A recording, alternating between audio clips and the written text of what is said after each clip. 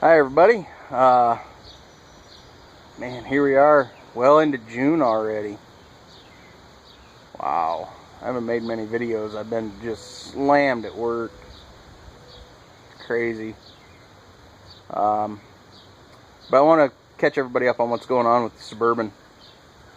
You know, I started it and said I was going to use all used parts and everything else, so got some stuff going on. There she is. I did get the new tires. I think everybody knows that. Put some lights in up there, the ones in the front.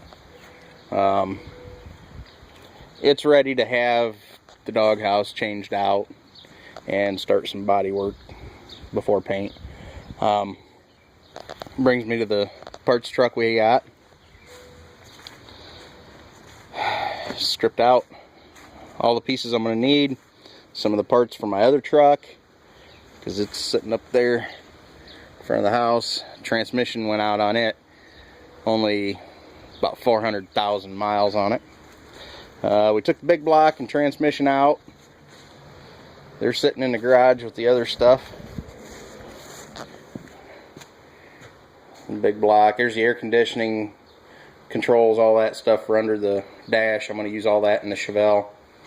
The doors, they're in good shape. I'll probably use them on the Suburban, and the hood, of course. Doghouse is sitting out here. I haven't had much time to even mow the yard, so excuse the weeds and whatnot. That's going to be up next today. Got the doghouse out here. We're going to put that on the Suburban.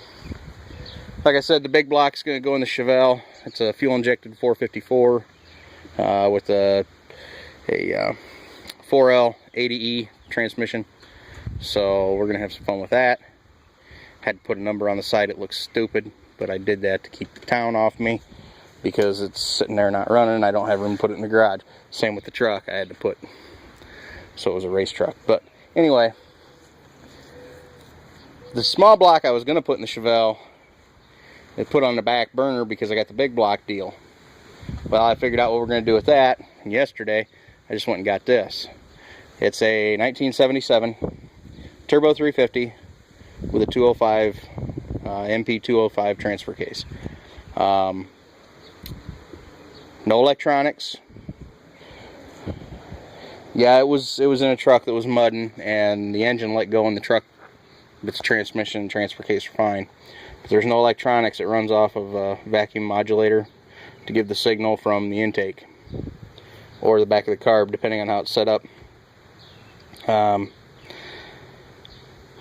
Pretty simple, straightforward stuff. This is old school reliability here. It's got the cable for passing gear, not to be confused with the TV cable with the 700R4 and the likes of those. With the overdrive, I checked it all out. Everything seems to be working okay. Get gears to turn wherever I set the linkage. The gears will turn. I'm just waiting on a couple guys to help me lift this down out of the truck. I don't feel like throwing my back out. That's a lot of weight. But like I said, the transmission went out in my truck. So what we're going to do is, I've been having trouble with the electronics in that truck for a while. I've chased electrical gremlins till I'm blue in the face. I've had it. So the tunnel ram small block with the big valve heads, the roller rockers, the big cam, the geared drive, all the bells and whistles, the balanced bottom end, and everything else is going in that truck with this transmission.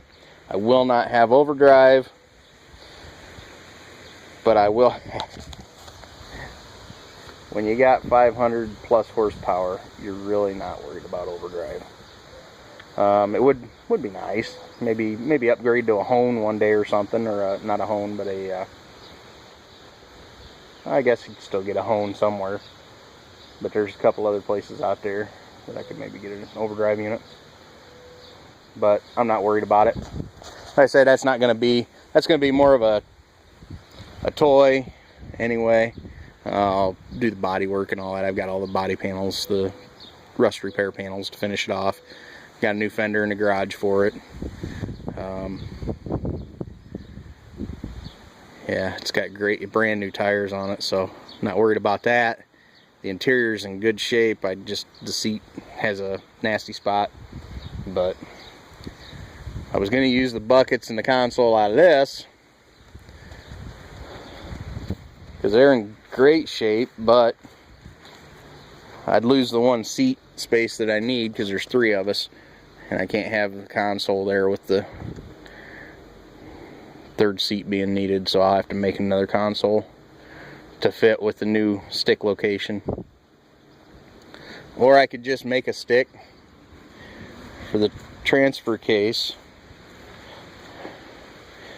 You just come up and route it over. I've got the press and stuff. I could even just cut this and weld it and bring it over and hook it in. Talked to a guy the other day. He's got a solenoid mounted on his right here that runs it in and out, kind of like the newer ones, the push button deals. He figured out how to do that and get it to engage and go where he wants it. So I don't know, I don't think I'm going to go that far. Kind of like grabbing a hold of the stick up there and feeling it engage. But there it is, folks. So what we've got going on, hopefully get this done. I got a few more parts to take off of this. Well, by get this done, I mean get it down out of there today. I don't really want to haul it to work and back all week. But I got a few more parts to get off of this parts truck. The fuel sending unit, because I'm going to need that for the 454. I am keeping the fuel injection and the air conditioning and all that good stuff. The cruise control, everything. See, I got to get the fuel sending unit. Guy next door wants the bed, which is okay because the panels I need, you know, you can see this is rusted here and I'm not rusted on here. So, but his is good.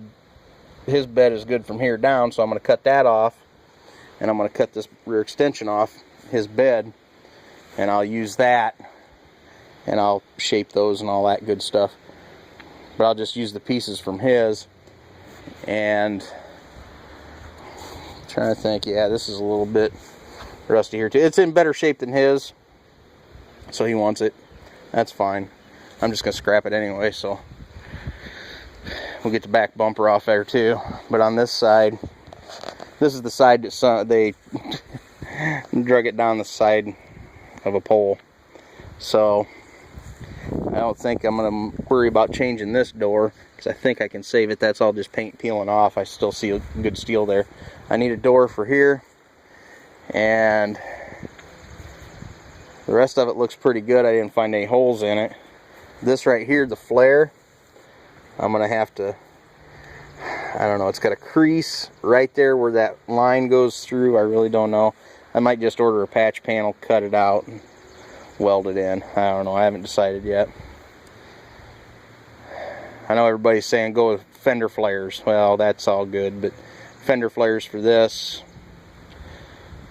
you know, they're not cheap, okay? To cover that much, I'd have to go with the ones for like the 3/4 ton or something, and I really don't want to spend $300 on fender flares when I can get a patch panel for 60. So 60s with shipping to the door. I don't have to go get it anywhere. Anyway, that's where we're at, trying to catch up. 6 and 7 days a week, 8, 10, 12, 14 hours a day. Doesn't leave much time for anything. Allergy season's in full swing, so many of us are living on Benadryl. People are out having fires and they're getting out of control, so we had to go take care of that every once in a while. Accidents, more people on the roads means more accidents. When you're passing, please be careful. We had one probably was a week ago. Somebody was passing right at a hill, and they pulled in the way of a camper, and the camper ended up on its side in the middle of the highway. I don't want to see that kind of stuff, okay? I'm happy to see any one of you at any time, but please not like that. So, alright guys and gals, there it is. Things are starting to roll again. Like I say, I've got a few things lined up to get taken care of, and it's going slow, but once it does go, it starts going quick. We had that truck stripped down in a day, so I just got to get the hands back over here to help me get the doghouse off the Suburban and that one on it. It's not a do-it-yourself job. So, alright everybody. Let's see where these guys are at and help me get this out of here. And we will talk to you later. Stay safe.